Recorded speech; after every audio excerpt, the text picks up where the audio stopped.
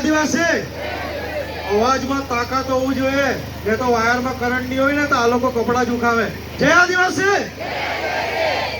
7/9/2023 થી ઉત્તમગઢીથી પદયાત્રાની શરૂઆત કરેલી અને આ લડાઈની શરૂઆત કરેલી અને આજે પણ ચાલુ છે.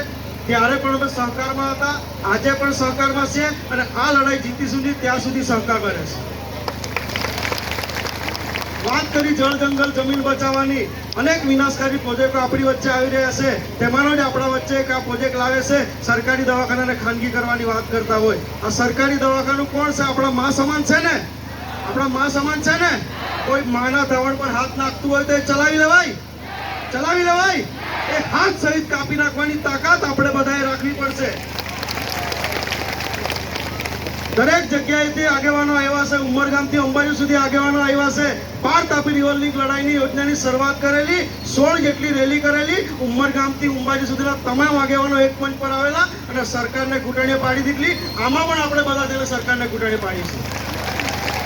એક જ મિનિટનો સમય આપ્યો છે એટલે એક જ વાત કરીને મારી વાત પૂરી કરીશ. હવે ગયા વખતે બી કહીને ગયેલો, આ વખતે બી કેમ છું, જંગલમાં બે સિંહ રહેતા હતા, બંને દોસ્તાર, પણ કઈક એ લોકોના વચ્ચે કઈક રાજકારણ જ આવી ગયો છે એટલે બંને છૂટા પડી ગયા. પરંતુ એક સિંહ થોડો ઘરડો અને એક સિંહ જુવાન, એટલે પેલો સિંહ ઘરડો હતો એ સાઈડ પર બેઠો હતો એટલે થોડા કૂતરા આવીને ત્યાં એને કઢવા માટે હાવ હાવ કરવા લાગ્યા.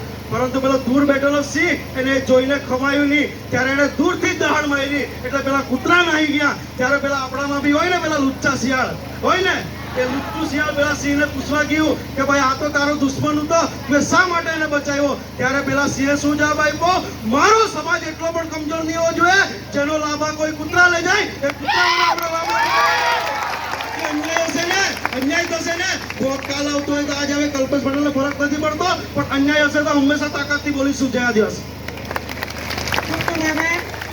Surat Navsari twin city